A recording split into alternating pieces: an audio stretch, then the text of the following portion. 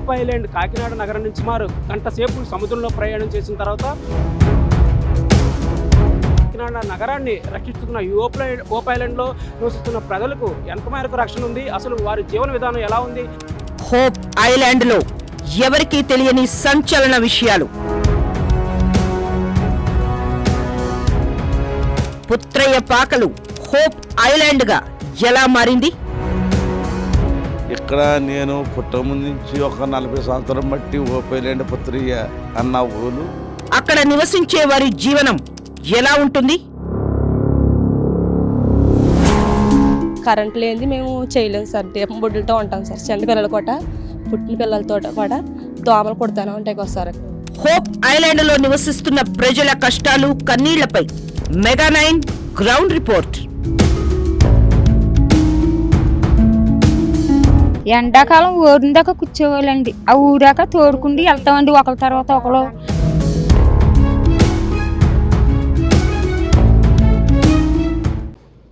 కాకినాడ నగరాన్ని పెను తుఫాన్లు, భారీ ఈదురుగాలి నుంచి రక్షిస్తున్నది హోప్ ఐలాండ్.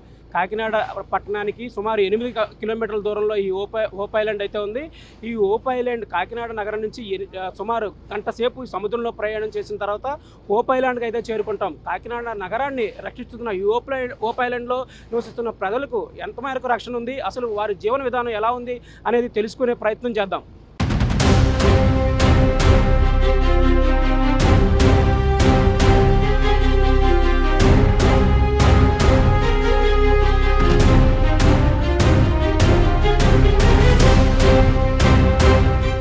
కాకినాడ నగరం నుంచి గంట ప్రయాణం తర్వాత మనం దాదాపు హోప్ ఐలాండ్కి అయితే చేరుకున్నాము. ఈ హోప్ ఐలాండ్లో మత్స్యకారులు 40 కుటుంబాల మత్స్యకారులు అయితే జీవిస్తున్నారు. వీరందరూ ఈ పెన్షన్కి, రేషన్కి, అసలు స్కూల్కి దేనికైనా పడవలో ప్రయాణం చేయాల్సిందే. ఈ దీవిలో అందరూ సుమారు మత్స్యకారులే ఉన్నారు. ఈ రాష్ట్రంలో ఏకైక సముద్ర దీవి కాకినాడ సమీపంలో అయితే ఈ హోప్ ఐలాండ్ అని చెప్పుకోవచ్చు. ప్రభుత్వ లెక్కల ప్రకారం ఈ దీవిలో 40 ఇళ్ళు అయితే ఈ గ్రామంలో ఉన్నాయి. చేపలు పట్టడానికి, అమ్మడానికి 10 కిలోమీటర్ల దూరంలో ఉన్న కాకినాడకి అయితే రావాల్సిందేనని ఇక్కడ ఉన్న మత్స్యకారులు అయితే చెప్తున్నారు. ధవళేశ్వరం దగ్గర కాటన్ కట్టించిన ఆనకట్ట కారణంగా గోదావరి ప్రవాహంలో వచ్చిన మార్పులతో ఈ ద్వీపం ఏర్పడిందని చెప్తారు.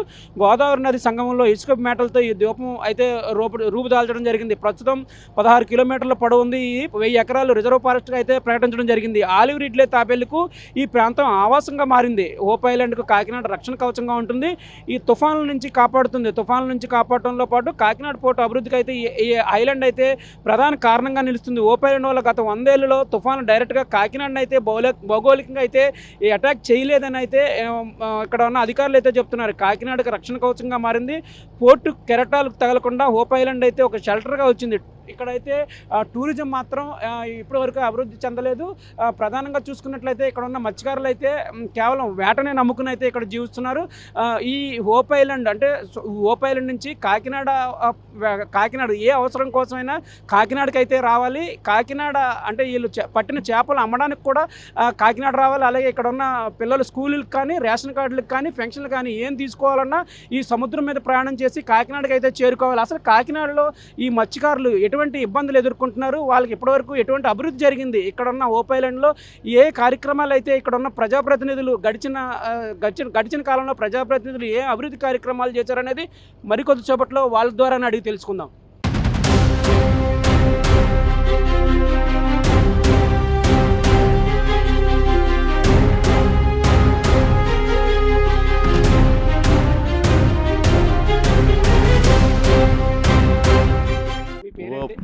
నా పేరు పెమ్మడేరాజు. ఎన్ని సంవత్సరాల నుంచి ఉన్నారు ఇక్కడ నేను పుట్టముందు నుంచి ఒక 40 సంవత్సరం బట్టి హోప్ ఐలాండ్ పుత్రయ్య అన్న ఊరు. ఇక్కడ నివాసం పుట్టించారు. పుట్టించినప్పటి నుంచి ఆయన మాకు ఏమీ గడిచపోని అలాగే నివాసం, వర్షానికి ఏంటి వానకు తడిసి అలాగే నివాసం గడిపి ఇంకా ఈ రోజులాగా ఇంకా ఏ బాబు వచ్చినా బాబు మాట వినేసి అది చేస్తాను ఇది చేస్తానని అని చెప్తూనే ఉంటున్నారు. కానీ ఏది జరగలేదు. ఇక్కడ మెయిన్ ఏం కావాలి? ఇక్కడ మాకు ఏం కావాలంటే ఇక్కడ మాకు ఒక నీళ్ళు, ఒక కరెంటు, మాకు ఉండడానికి నివాసం. ఇప్పుడు పేదవాళ్ళు మాకు ఇల్లు కూడా లేవు పిల్లలకి. అంటే మాకు ఒకప్పుడు రేఖరాన్ని ఇల్లు ఇచ్చింది. ఇల్లు ఇచ్చిన కాకినాడ పిల్లలకు కూడా ఇల్లు లేవు. ఆ పిల్లలకు కూడా ఏదో వాళ్ళకి కూడా పుట్టినోళ్ళు పుట్టినట్టు ఉంటారా? వాళ్ళకి కూడా నివాసం రాత్రి ఇల్లు కరెంట్ లేకపోతే మరి ఇబ్బంది కదా. లేదు. దోమ మొత్తం నైట్ అవుతే ఏడుతున్నాం దోమలతోటి. అది కూడా మీరు మీరు ఏదో ఎన్నుకోండి. పిల్లలకు కూడా ఈ ఇల్లులు ఈ తెలుగుదేశం పరిపాలనలో మేము ఒకటే పొందాం. మిమ్మల్ని దండం పెట్టుకున్నట్టుగా మాట్లాడుతున్నాం. తెలుగుదేశం పరిపాలనలో పిల్లలకు కూడా ఇల్లులు రావాలా, ఇక్కడ కూడా పరిపాలన జాగ్రత్తగా చూడాలా. అది మీకు చేసే సెలవు. ఎలా ఉంది అసలు ఎన్నాళ్ళ నుంచి ఉన్నారు ఓపైలాండ్లో? నేను పుట్టిన నుంచి లేదు సార్. ఇక్కడ ముందుండి సార్ స్కూలు, ఇప్పుడు ప్రస్తుతానికి లేదు సార్. ఏంటో అప్పుడు స్కూల్ ఏం లేదు ఇక్కడ. కరెంట్ ఉండలేదు సార్. వాటర్ ఏమో ఎదరికల్లా వస్తుంది సార్ నడుస్తుంది. మీరు పట్టిన చేపలు అమ్మాలంటే కుంభవిషేకం దగ్గర వెళ్ళి వస్తుంది సార్ లాంగ్. ఏది కావాలంటే కాకినాడకి వెళ్ళాలి. కాకినాడకి వెళ్ళాలి సార్. ఏదైనా ఇప్పుడు మీరు ఏం కోరుకుంటున్నారు అక్కడ? ఇక్కడ అంటే స్కూల్ సార్, వాటర్ కోసం కరెంట్ చాలు సార్ అందరికీ. ఏం పేరు అండి? సాయి సార్. ఎన్ని సంవత్సరాల నుంచి ఉంటున్నారు ఇక్కడ? ఒక 20 years నుంచి. అవసరాలు మట్టి ఉంటున్నామండి మేము. మొత్తం మాకు చీకటి అయిపోతుందండి. నీళ్ళు బాధ అయిపోతుంది. కరెంట్ లేదు, చీకట్లో ఉంటున్నాము. మాకు ఇంకెలాగే పిల్లల్ని అక్కడ చదివించుకుంటున్నాము. దగ్గర గిమ్మలు లేక మరి ఆ ఇల్లు లేక ఇక్కడే ఉంటున్నాము. మా బతుకు తీరంతా ఇక్కడే ఉంది. సార్ ఇల్లు ఇస్తే అక్కడికి వెళ్ళిపోతారా? వెళ్ళిపోవండి. మరి బతుకు తీరు ఇక్కడ ఉంది. అక్కడ మేము ఏ పని బరువు పని చేయలేమండి. ఇక్కడ అలవాటు అయిపోయింది కదండి మాకు. 3-4 రోజులు వేటకి వెళ్ళినప్పుడు ఎలా మరి భయంగా ఒకళ్ళు ఉంటే? మరి అలాగే ఉంటామండి చీకట్లో. ఇంకా భయంగా ఏం భయం అండి. మరి ఇంక భయం అంటే తుఫానికి గాలికి అంటే అక్కడ ఆ దరికి వెళ్తున్నాం కదండి, అక్కడ ఉండిపోతాం. మగోళ్ళు వచ్చిందాక, మగోళ్ళు వచ్చాక మళ్ళీ వస్తున్నామండి. ఇంకా అది ఇప్పుడు ఏం కావాలి మీకు ఇక్కడ? మాకు ఈ చీకట్లో కరెంట్ కావాలండి, మంచినీళ్ళు, వాటర్ ప్లాంట్ కానీ నీళ్ళు రావాలండి. సమస్య ఒకటి సార్, ఆ కరెంట్ సమస్య ఒకటి. ఎక్కడి నుంచి వెళ్ళాలంటే మాకు వెళ్ళడానికి అవ్వదు. ఎక్కడ చిన్నప్పటి నుంచి బతికాం కాబట్టి ఇక్కడే ఉండాలని మా కోరిక. ఇక మేము బయటికి వెళ్ళినా ఉండలేము సార్. అక్కడ మళ్ళీ ఇక్కడికే వచ్చేస్తాం. అలాంటిది సమస్య సార్. మాకు కావాల్సింది వాటరు, కరెంటు లేనిది మేము చేయలేము సార్. దీపం బొడ్లతో ఉంటాం సార్. చంటి పిల్లలు కూడా, పుట్టిన పిల్లలతో కూడా దోమలు కుడతానే ఉంటాయి కదా సార్.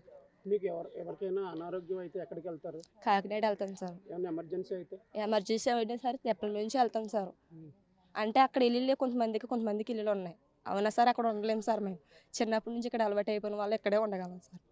ఆరోగ్యం బాగాలేనప్పుడు ఏమైనా ఎమర్జెన్సీ ప్రాణం మీదకి వచ్చినప్పుడు ఏంటి? అప్పుడు కూడా ఇదే టైంలో వెళ్తాం సార్. అంటే మనకి ఏ టైంలో బాగుంటుందో తెలీదు. అదే కూడా మన తెప్పల మీద ప్రయాణం. అది మనం ఆటోల మీద ప్రయాణం అంటే ఇలా వెళ్ళిపోతాం. గంట ప్రయాణం పడుతుంది సార్ ఇక్కడ నుంచి ఆడికి వెళ్ళాలంటే. ఏ సమయం అయినా సరే అదే టైం పడుతుంది సార్. రాత్రులు ప్రయాణం చేయడం కష్టం కదా? కష్టం సార్. మనకి బాగోపోయింది అనుకో ఉదయం తెలుస్తుంది. ఉదయం మధ్యాహ్నం లోపల మనం బాగోపోతే తెప్పల మీద మనం బయటికి వెళ్ళిపోతాం సార్. బాగు చేయించుకుని మళ్ళీ ఉదయాన్నే వస్తాం సార్. అక్కడికి రాత్రులు అవ్వదు సార్ వెళ్ళడానికి. మాకు అడిగినప్పుడు కనీసం ఎవరు ఏం చేయట్లేదని సరిగా. మాకు ఏంటంటే సోలవర్తే లైట్లు ఒకటి వేసాడు. ఎక్కడ పని చేయట్లేదండి. మొత్తం ఏది పని చేయట్లేదు. అంటే మాకు ఇక్కడ ఏం కావాలంటే సోలవర్ లైట్లు, మాకు మంచినీళ్ళు, వాటర్ కూడా కావాలి. ఇక్కడికి ఎక్కడికి వెళ్తున్నారు మీరు? మేము ఎవరికి వెళ్ళి తెచ్చుకుంటున్నాం సార్. ఎంత దూరం? 1 kilometer ఉంటుంది. అక్కడి నుంచి తెచ్చుకోవడం, అది తాగడం, చేయడం వస్తుంది. ఎలక్షన్ టైంలో ఎవరైనా వస్తారా ఓట్ల కోసం? ఓట్ల గురించి వస్తారండి. వచ్చినా అనవసరం అండి. ఇంకా అవి వెళ్ళి చేసుకోవడం, ఇంకా మనతో ఇంకా మనకి ఏం సహాయం చేయడం లేదు. ఇంకా చేసిన దాకానే మాకు ఇవ్వండి అని వస్తున్నారు అంతే. ఇంకేమీ లేదు మాకు. ఇంకా 5 సంవత్సరాల దాకా మాకు 5 సంవత్సరాల దాకా మాకు మొఖాలు చూసుకోవాలి ఎవరు లేదు. అదే అన్నీ చెప్పినట్టుగానే అంతేనండి. ఆ మాటల గురించే ఇంకా ఇక్కడ ఉండిపోవడం కారణం దానివల్ల అండి. ఇంకా ఇది ఇక్కడ ఎప్పుడూ అలవాటు పడిపోయిన దాని మీద ఇంకా అందుకు ఇంకా అక్కడ ఇల్లు ఇచ్చినా ఇక్కడ నుంచి వెళ్ళకపోతున్నాం సార్. వచ్చి ఇక్కడే పోతాడు. సమస్య అంటే వాటర్ గురించే సమస్య, బాగా సమస్య అండి. తాగడానికి కరెంట్ గురించి ఇదే ప్రాబ్లం అండి. బాగా ఎక్కువ కరెంట్ గురించి, ఈ వాటర్ గురించి బాగా ప్రాబ్లం ఎక్కువ అండి. కుంభచకం తీసుకెళ్తాం సార్. కుంభచకం దగ్గరికి తీసుకెళ్ళి అక్కడ ఇంకా అమ్ముకుండి, ఇంకా రాత్రి ఆత్మని ఆటాడుకుండి, ఆ పొద్దుట అమ్ముకుండి వస్తాం సార్ మనీని. సార్ నమస్తే, నా పేరు మల్లాడి ప్రసాద్. గత కొన్ని సంవత్సరాలుగా నా చిన్నప్పటి నుంచి కూడా, మా నాన్న చిన్నప్పటి నుంచి కూడా ఈ ఓపెన్లోనే బతుకుతున్నాం. కొన్ని సంవత్సరాలు బాగుంది సార్. ఇక్కడ కరెంట్ వచ్చాక బాగుంది. మళ్ళీ దానికి సర్వీస్ అనేది ఎవరో చేయక అది పాడైపోయింది సార్. అంటే సాల్ట్ ఏరియా సార్. ఇక్కడ బ్యాటరీలు సోలార్ పెట్టి మేము ఇక్కడ ఇబ్బంది పడుతున్నామని కరెంట్ అయితే వేయించారు సార్. అయితే ప్రజెంట్ ఇప్పుడు సాల్ట్ ఏరియా వల్ల అది తుప్పు పట్టేసి ఐరన్ స్తంభాలన్నీ పోయి ఆ బ్యాటరీలు కూడా టైం అయిపోయింది సార్. దానివల్ల కొంచెం మాకు కరెంట్ లేక చాలా ఇబ్బంది పడుతున్నాం సార్. చంటి పిల్లలతోటి నైట్ అవుతే 6 అవుతే మేము భోంచేసి పడుకోవడానికి సిద్ధం అవ్వాలి సార్. లేకపోతే మనకి లైటింగ్ లేక తినడానికి కూడా ఇబ్బంది పడుతున్నాం. ఫోన్ ఛార్జింగ్ కూడా అంటే చిన్న చిన్న బ్యాటరీలు అయితే ఉన్నాయి సార్. దానికి అంతంత మాత్రమే కుదిర్చుకుంటున్నాం తప్ప మరి భోంచేసేటప్పుడు కూడా మాకు ఇబ్బంది మీరు వస్తున్నాయి. ఒంట్లో బాగోలేనప్పుడు ఏమన్నా ఎమర్జెన్సీ అయినప్పుడు ఎలాగ మీ పరిస్థితి ఏంటి? ప్రతిది కూడా ఎంత ఎమర్జెన్సీ అయినా మేము కష్టంగా బోటు దాటాలి సార్. ఇక్కడంటూ ఏమీ దొరకవు సార్. ఏం కావాలన్నా ఏం తెచ్చుకోవాలన్నా సరే బోటు దాటాలి సార్.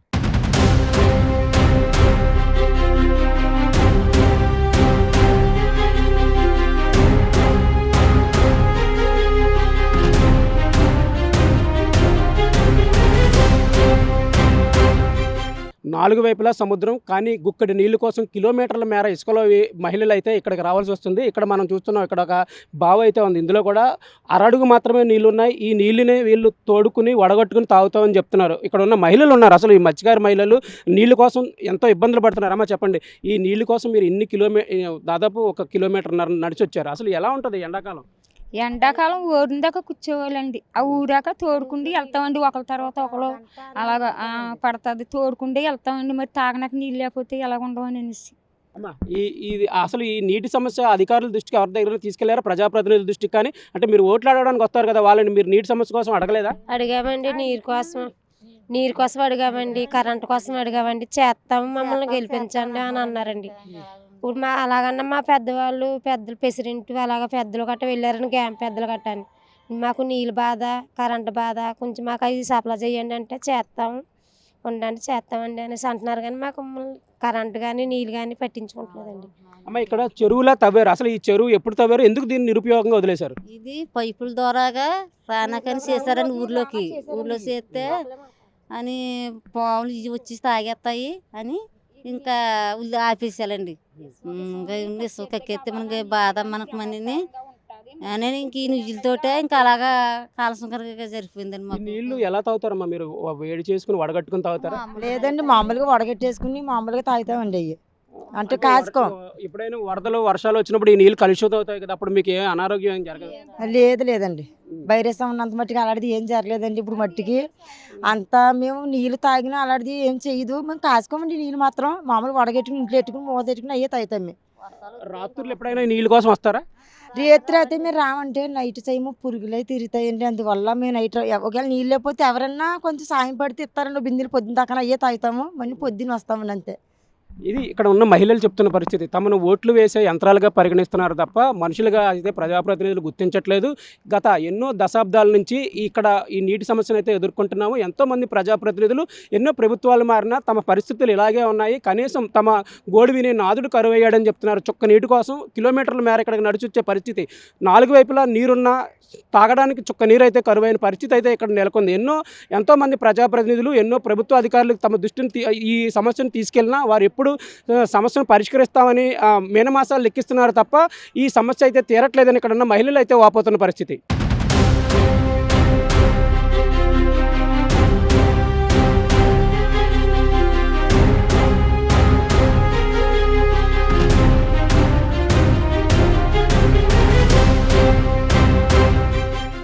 ఇంకా మారే అంటే సార్ ఇంకా మాకు నిజంగా అనుకోవాలంటే సార్ ఓటు సార్ ఇంకా అంటే ఇంకా ఫిషర్మెన్ కమ్యూనిటీకి ఇంకా రిలయన్స్ కానీ, ఓఎన్జీసీ కానీ ఇలాంటి కంపెనీలు వచ్చేసారు. వస్తే కనుక కొంతమంది గ్రామాలకి ఇంకా లబ్ధి పొందాలి. కానీ మా గ్రామానికంటే ఇంకా పొన్నాడు సతీష్ గారే కనుక ఓఎన్జీసీ వాళ్ళతోటి కలిపి మాకు కొంతవరకు ఇంకా లబ్ధి ఇంకా సగం మంది కొత్తులోకి గ్రామం అంతా సమానంగా చూసుకుంటే కొంత అతని ద్వారాగా మాత్రం కొంత లబ్ధి పొందాం సార్. ఆయన సార్ సతీష్, పొన్నాడు సతీష్ సార్, ఆయన ద్వారాగానే మాకు ఇంకా మా ఫిషర్మెన్లో ఆయనే మాకు ఎమ్మెల్యే అన్న మాకు చెప్పుకోవాలంటే మాట చెప్పుకోవాలంటే ఆయనే ఎక్కువగా చేశాడు సార్. ఇప్పుడు సార్ నేను ఏంటంటే 96 తుఫానుకి అప్పుడు కోనసీమ అంతా కొట్టేసింది సార్. అది కోనసీమ అంతా కొట్టేసినప్పుడు అప్పుడు కూడా ఇది టీడీపీ పార్టీ సార్. అప్పుడు కూడా టీడీపీ అయితే కనుక అప్పుడు ఇంకా ఇక్కడ ఇంకా సతీష్ చంద్ర కలెక్టర్ గారు ఉన్నారు సార్ కాకినాడలో.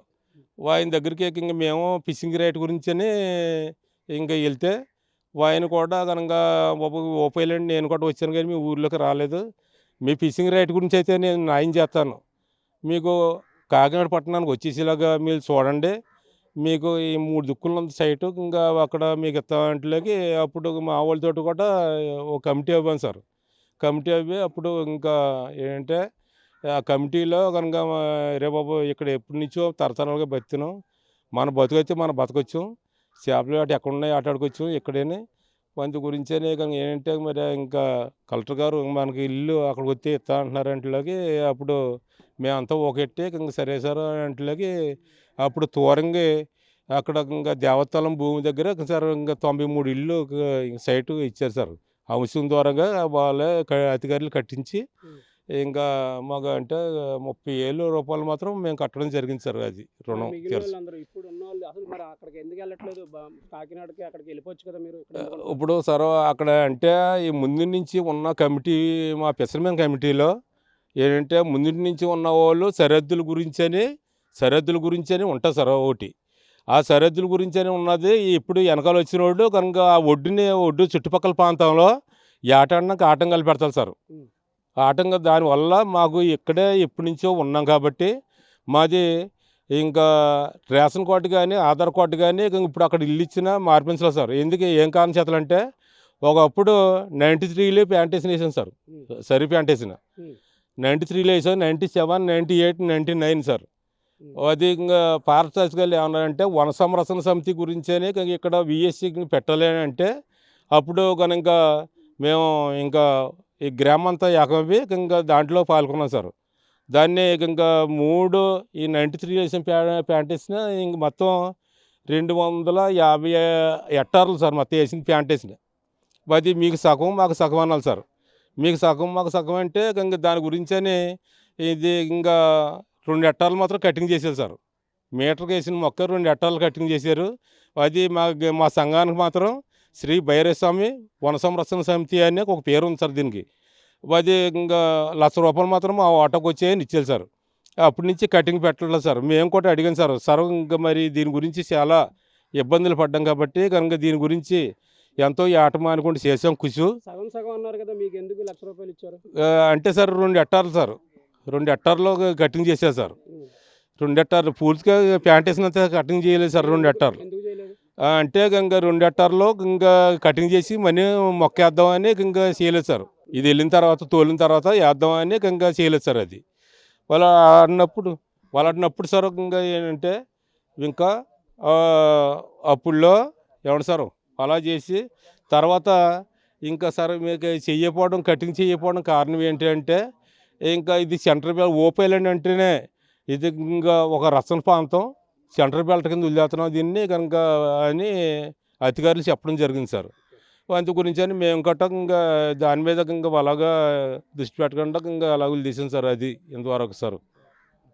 నాకన్నా ముందు నుంచి ఉన్న తల్లిదండ్రులు కూడా ఉన్నారు సార్. నేనే 21 సంవత్సరం అవుతుందంటే మరి వాళ్ళు ఎప్పటి నుంచి జీవిస్తున్నారో ఒకసారి దాన్ని బట్టి కూడా అర్థం చేసుకోండి.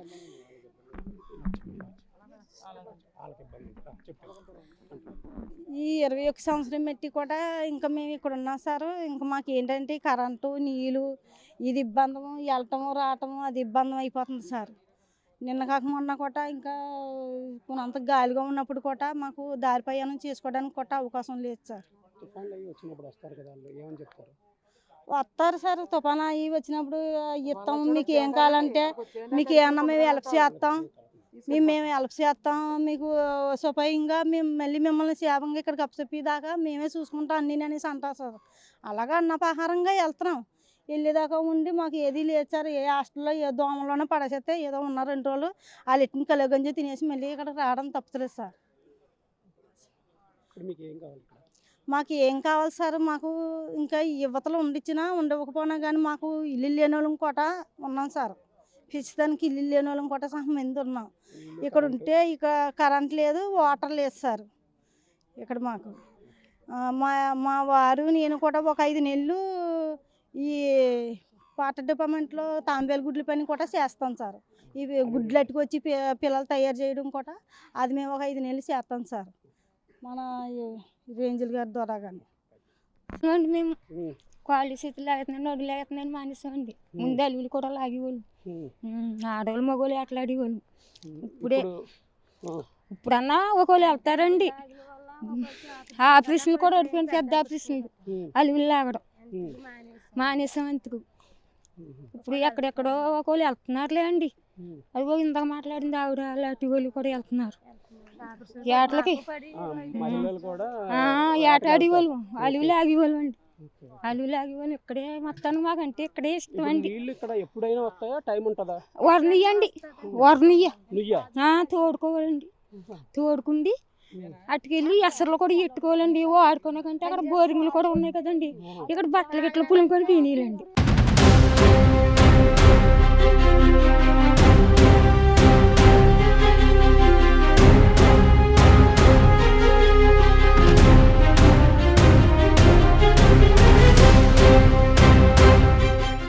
ఇది ఓప్ ఐలాండ్ గ్రామస్తులు ఆరాధ్య దైవంగా పూజించే కాలభైరవ స్వామి ఆలయం. ఇక్కడ తమకు కష్టం వచ్చినా, నష్టం వచ్చినా, కన్నీళ్ళు వచ్చినా ఎప్పుడైనా సరే ఈ స్వామి తమకు ఆపదలో ఆదుకుంటాడని ఇక్కడున్న గ్రామస్తులైతే ప్రగాఢంగా విశ్వసిస్తారు.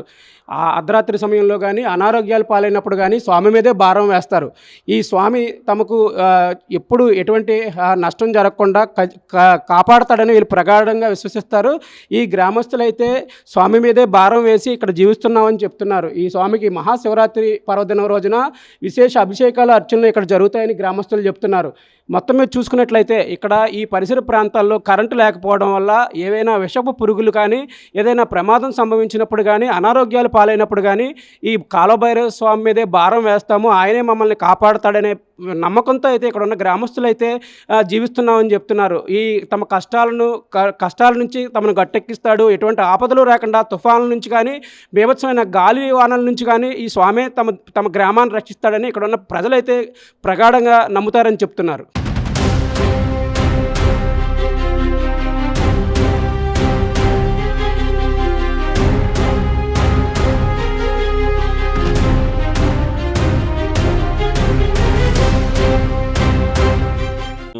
నేను పుట్టకముందు నుంచి ఇక్కడే సార్. మేము పుట్టిన కాడి నుంచి ఇక్కడే ఉన్నాం. ఇక్కడే బతికాం, ఇక్కడే పెరిగాం. ఇక్కడే పెరిగాం. మా వృత్తంతా వేటగా సార్. చేపలు వేట ఆడుకోవడం, ఇంకా బతకడం మా బతుకు తీరు అంతా. మాకు వాటర్ సమస్య ఒకటి, కరెంట్ సమస్య ఒకటి ఉంది సార్. ఇంకా వాటర్ పిల్లలకి చదువు అంటే స్కూల్ ఇక్కడ తీసి అక్కడ కాలనీలు ఇచ్చిన తర్వాత అక్కడ పెట్టారు సార్.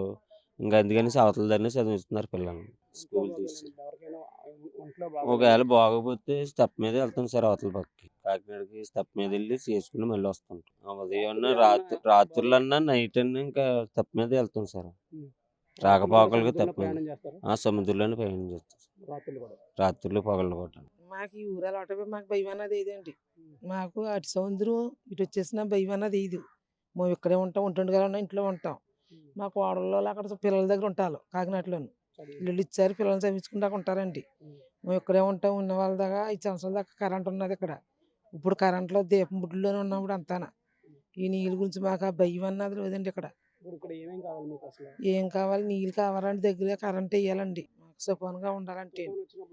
తుఫాను వచ్చినాడు వస్తారండి, ఆఫీసులు ఇస్తారు. ఇల్లు ఉన్నావాలంటే ఇంట్లోకి వెళ్ళిపోతుంది. ఇల్లు లేకపోతే గొడవ తీసి దాంట్లో ఎడుతున్నారు. ఎట్టి మళ్ళీ ఇక్కడ తీసి ఆసుపత్రున్నారు. అరే లాంచ్ వేసుకుంటే వెళ్ళమండి. ఇక్కడే ఉంటామండి. ఇల్లు ఇచ్చినా ఇల్లు ఇచ్చినా ఇప్పుడు పిల్లలు అక్కడ చదువుకుంటున్నారండి. మేము ఇంకెక్కడే ఉంటాం. మా తాత వాళ్ళు ఇక్కడే, మా అమ్మ వాళ్ళు ఇక్కడే, మేము ఇక్కడే. ఇంకేటి వెళ్ళమండి, ఇక్కడే ఉంటాం. ఇంకా మా బతిదేరు మాకు చదువు జాబులు గట్ట ఏమి లేవండి. ఇంకెక్కడ ఆట ఆడుకుండి మొగలు తెస్తే ఆడలు ఎట్టుకెళ్ళి ఆర్పులో సంతలో అమ్ముకుండి తెచ్చుకోవడమే మా పరిస్థితి అంతే. రేషన్ పుట్టడం అయితే అక్కడ పుట్టాను, రావడం అయితే ఇక్కడికి వచ్చాను. మా నాన్న చచ్చిపోయాక అప్పుడు మట్టి ఇక్కడే ఉన్నాను. నాకు కరెక్ట్ పెళ్ళి గిల్లు అంతా ఇక్కడే ఉంది. కాకినాడ పన్నూరు నుంచి చుట్టానికి వస్తే కాకినాడలో అయింది. మాకు కరెంట్ కావాలి. కరెంట్ లేదు, చీకటి ఇంట్లో ఉంటున్నాము. నా చిన్నతనంలో నుంచి ఉన్నాను ఇక్కడ. పుత్రి తాతలు, వెంకారు భయన్నోళ్ళు వాళ్ళంతా ఉన్నా కానీ ఉన్నాను. మాకు ఏమీ రావట్లేదు, డబ్బు రావట్లేదు, వాళ్ళ కాడ రావట్లేదు, ఏమి రావట్లేదు. మగవాళ్ళకి వస్తే మనకేమి మేము ఎలా బతకాలి చెప్పు నువ్వే. మా ఎవరిని అడగట్లేదు. మా పెద్దల వాళ్ళ ఇచ్చేస్తున్నాం, వేసేస్తున్నాం, వచ్చేస్తున్నాం అంతే. వాళ్ళు ఎవరికి చెప్తే వాళ్ళకి వేస్తారా ఓట్లు? మీ పెద్దలు ఎవరికి చేయమంటే వాళ్ళకి వేస్తారా? వేస్తాం. మా పెద్దలదే అంతాను మా ప్రత్యేక ఇంకోళ్ళకి వేస్తామా మేము అలాగే వెయ్యం. మా పెద్దలు చెప్పినట్టుగానే ఆ దారిని నడుస్తాం. మాకు నా పెళ్ళి అవ్వకముందు వచ్చేసాడు. మేము ఇక్కడే పుట్టాం. అప్పటి నుంచి ఇక్కడే ఉన్నాం. ఉన్నాం కానీ ఇంకో రాను రాను భూమి కట్ట కోసేస్తుంది. అది కాకపోయినా ఏటలో తగ్గిపోతున్నాయి. తర్వాత వాటర్ మంచినీళ్ళ ప్రాబ్లమ్ను కరెంటు ప్రాబ్లం మాత్రం చాలా ఇదిగా ఉంది.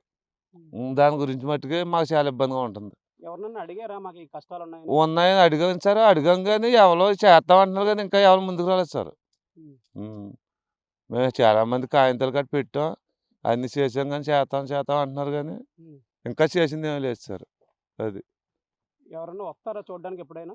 ఎప్పుడన్నా ఒకవేళ వస్తారు సార్. వచ్చినా చూసినా చెప్తాం, మా బాధలు చెప్తాం. అని చెప్పినా కానీ మీకు ఏమన్నా చేస్తాం, ఇంకా అది ఇది చేస్తాం, మీకు బోర్లు వేస్తాం, వాటర్ ఊర్లోకి వచ్చేలాగా మేము అది చేస్తాం, మిషన్లు పెట్టి అవి పెట్టి సోలార్ ద్వారా కానీ తర్వాత ఇంకా అన్ని అయిపోయి చూస్తాం అని చెప్తారు. కానీ ఇంకా మళ్ళీ మర్చిపోతారు ఏంటో కానీ పట్టించుకోరు. ఏమన్నా పెద్ద తుఫాన్లు వస్తే ఇంకా మీరు రూపాయలు దేశం వచ్చేయండి అంటే అక్కడ మాకు కొంతమంది కొంపలు ఉన్నా కొంతమందికి లేవు.